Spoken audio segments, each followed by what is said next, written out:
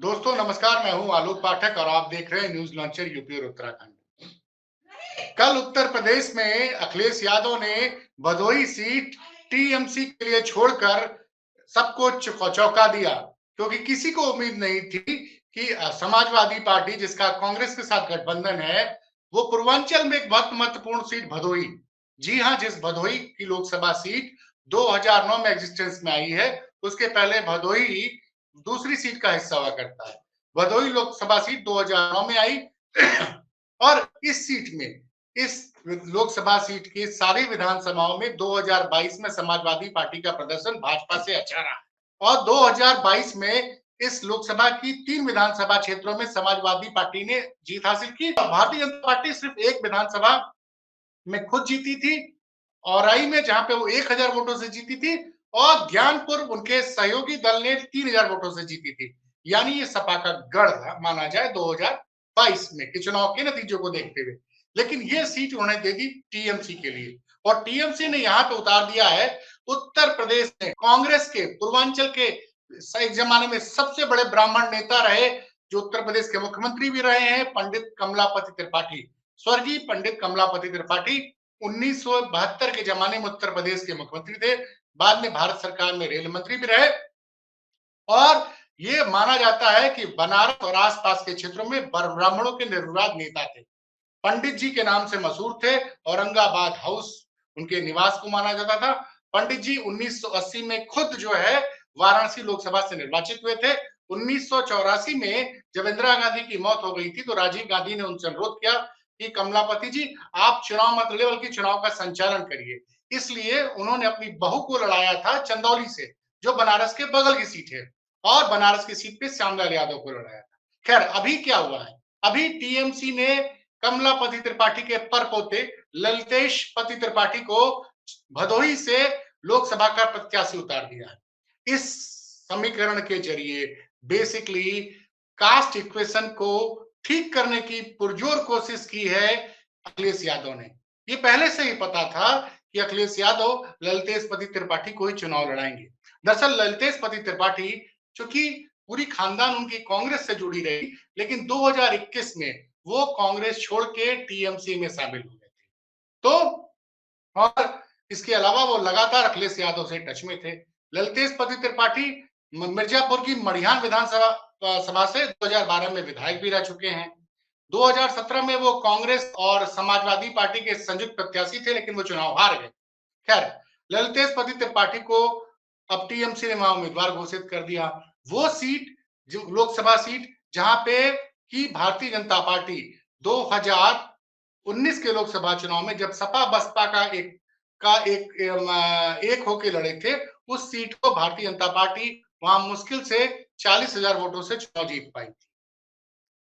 और उसके पहले 2009 में यहाँ पे गोरखनाथ पांडे बसपा से चुनाव जीते थे। 2014 से ये सीट वीरेंद्र सिंह मस्त ने जीती थी, जो सीट भारतीय जनता पार्टी 2014-2019 में जीती थी। लेकिन 2017 के विधानसभा चुनाव में भी इस विधानसभा की 5 सीटों में भारतीय जनता पार्टी ने 3 या 4 सीटें जीती थी। लेकिन 2022 में वो मात्र एक सीट जीत पाई, एक उसके गठबंधन ने सीट जीती, और एक सीट जो जीती थी दीनानाथ भास्कर जहां से जीते थे, वो सिर्फ 1000 वोटों से। तो पॉलिटिकल पंडित ये समझ नहीं पा रहे हैं कि ये बेसिकली तो सपा का गढ़ था, सपा और बसपा का गढ़ रहा है भदोही। अच्छा, भदोही विधानसभा लोकसभा में 5 सीटें, एक इसमें 2 सीटें प्रयागराज जिले में आती है, एक है प्रतापपुर जहां से समाजवादी पार्टी की विजमा यादव 10,000 वोटों से जीती थी, दूसरी हड़िया, यहाँ पे भी समाजवादी पार्टी के बिंद जी जीते थे। 3 सीटें इसमें भदोही, ज्ञानपुर और आई, ये भदोही जिले का हिस्सा है। अब यहां से ब्राह्मण प्रत्याशी, ये जो भी ब्राह्मण प्रत्याशी टीएमसी ने उतारा है, दरअसल ये अखिलेश यादव के रिकमेंडेशन पे उतारा है। अखिलेश यादव चाहते थे कि ललितेश पति यहां से लड़े। भदोही बनारस का एक जमाने में आज से 30 साल पहले वाराणसी जिले का हिस्सा हुआ करता था। भदोही में बड़ी संख्या में ब्राह्मण रहे हैं, कई विधानसभाओं में वहां से ब्राह्मण विधायक भी रहे हैं, और 2009 में तो ब्राह्मण सांसद चुना भी गया है। अब भाजपा के लिए मुश्किल हो गई है, क्योंकि भाजपा इस सीट पे, यहाँ पे बिंद जी को उन्होंने 2019 में चुनाव लड़ाया था। अब भाजपा ने अभी तक भदोही का प्रत्याशी नहीं घोषित किया। और मैं बताऊं, ये जो बेल्ट है भदोही लोकसभा का, ये बड़ा ही मतलब वोलेटाइल बेल्ट है। यहाँ पे समाजवादी पार्टी और बसपा हमेशा से इन क्षेत्रों में मजबूत रही है। जैसे हड़िया की बात करें, हड़िया समाजवादी पार्टी का गढ़ रहा है, परतापुर वो भी गढ़ रहा है, भदोही विधानसभा ये भी समाजवादी पार्टी या बसपा के पास है। और इन क्षेत्रों में पीडीए का नेटवर्क, बड़ी पीडीए मतलब जिसको अखिलेश यादव इस बार फोकस करके चल रहे हैं। एक तो पीडीए का वोट बैंक उनके पास रहेगा, दूसरा ब्राह्मण उतार दिया कैंडिडेट, और एक ऐसा प्रत्याशी उतारा ललितेश पति के रूप में जिसकी उस क्षेत्र में मतलब कमलापति त्रिपाठी एक तो उत्तर प्रदेश के मुख्यमंत्री भी रहे, उसके अलावा भारत सरकार में रेल मंत्री रहे, बाद में कांग्रेस जब इंदिरा गांधी की मौत के बाद कांग्रेस के कार्यकारी अध्यक्ष थे। तो कमलापति त्रिपाठी ने जो विकास किया है, और उनके जो बेटे थे, जो ललितेश के दादाजी हैं, दरअसल ललितेश का लोकपति त्रिपाठी के स्वर्गीय लोकपति त्रिपाठी जो उत्तर प्रदेश में कांग्रेस में कई बार विधायक रहे हैं, मझुआ करके एक विधानसभा हुआ करती थी मिर्जापुर, वहां से कई साल तक लगातार विधायक रहे। और जब तक कांग्रेस की सरकार रही 14-15 साल तक, बीच में छोड़ के एक दौर था 77 से 80 हटा दिया जाए, तो कई सालों तक लगातार उत्तर प्रदेश सरकार में स्वास्थ्य मंत्री रहे। तो इन जो पूरा विधानसभा का क्षेत्र, लोकसभा का क्षेत्र है, उसमें कई विकास कार्य कमलापति जी ने किए, कई लोकपति जी ने किए, और वो कारपेट बेल्ट भी कही जाती है। तो यहाँ पे कारपेट इंडस्ट्री में भी बड़ी संख्या में या तो मुस्लिम्स हैं या ब्राह्मण्स हैं।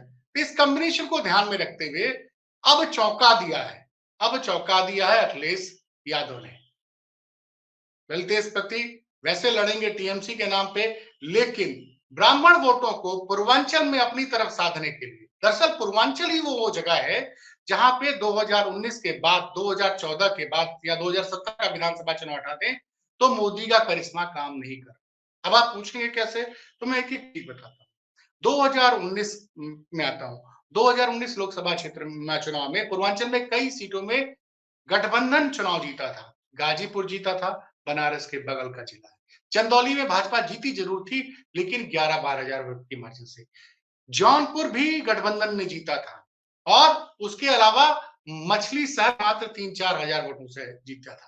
तो ये जो आसपास का जो एरिया है, आजमगढ़ भी गठबंधन ने जीता था, अकबर नगर भी जीता था।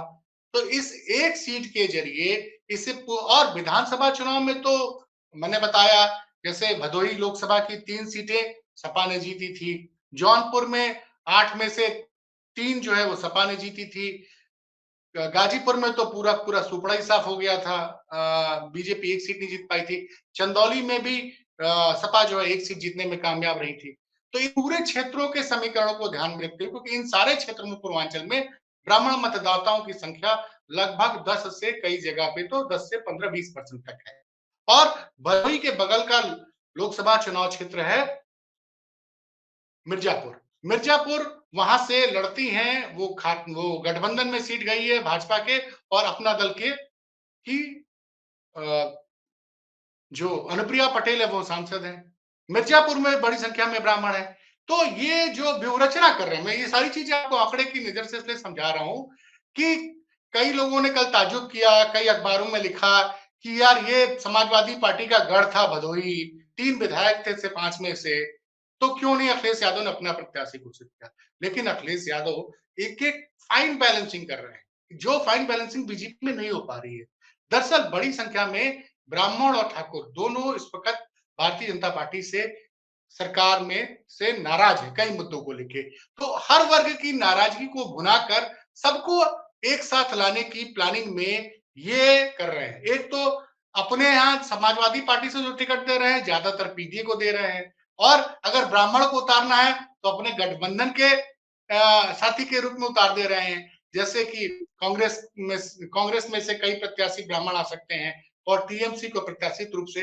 अब देखिए टीएमसी का खेला कहाँ है, अब अभी मुझे चलते चलते याद आएगा कि वाराणसी में, जो वाराणसी लोकसभा क्षेत्र है, वहां पे एक विधानसभा पहले हुआ करती थी बनारस दक्षिणी, अब उसका कुछ हिस्सा चला गया वाराणसी कैंट। कैंट में भी बंगालियों की संख्या बड़ी ज्यादा है, और वाराणसी कैंट में कायस्थ भी बड़ी संख्या में है, और कायस्थ भी हाल में कायस्थों को यह लग रहा है कि भारतीय जनता पार्टी में अब उनको उतना न्याय नहीं मिल रहा है, ना उनकी जगह मिल रही है। इसको लेकर भी बड़ी सोशल मीडिया पे बड़ी चर्चा हुई थी, फेसबुक और ट्विटर पे, उस पे लिखा था लोगों ने कि कास्ट को सिर्फ भाजपा अपना बंधुआ मजदूर समझती है, कुछ देती नहीं। तो वहां पे बंगाली भी हैं और सबको पता है कि ममता बनर्जी इस देश में बंगाली मानुस कहीं भी रहता है, वो ममता दीदी को अपना नेता मानता है।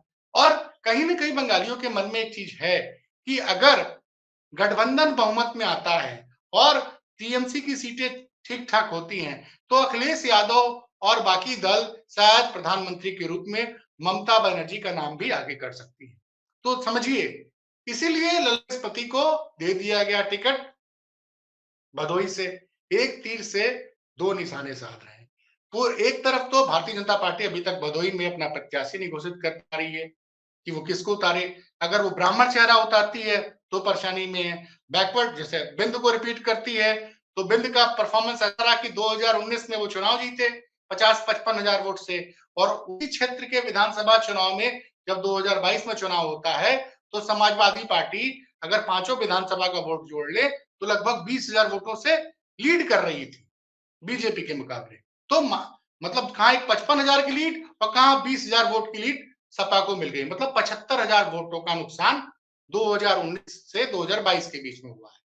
तो इस इसीलिए भदोही में अभी तक भारतीय जनता पार्टी ने अपना प्रत्याशी घोषित नहीं किया और यहाँ पे फ्रंट फुट पे खेलते हुए अखिलेश यादव ने ललतेज प्रति त्रिपाठी को प्रत्याशी घोषित कर दिया, वो भी टीएमसी के जरिए।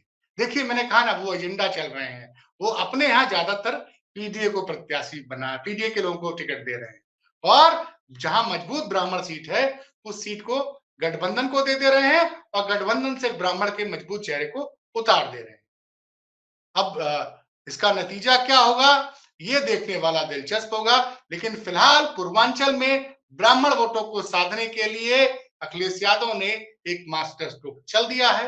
ये कितना कारगर होगा इसका फैसला मई में लोकसभा के रिजल्ट आएंगे तब देखने को मिलेगा। आपसे अनुरोध है कि आप न्यूज लॉन्चर यूपी और उत्तराखंड को जरूर सब्सक्राइब कर लीजिए और अब मैं इस पे 2-3 एक्सक्लूसिव स्टोरी यूपी के चुनाव को लेकर दिन भर में आपके सामने होऊंगा और आपको उसके एनालिसिस बताता रहूंगा। हमारी रिपोर्ट्स में कोई कमी है तो हमें जरूर बताइए। हम कमेंट बॉक्स में मैं खुद पढ़ता हूं और हमारी टीम पढ़ती है और हम लोग अपनी गलतियों को दूर करने की कोशिश करेंगे। धन्यवाद।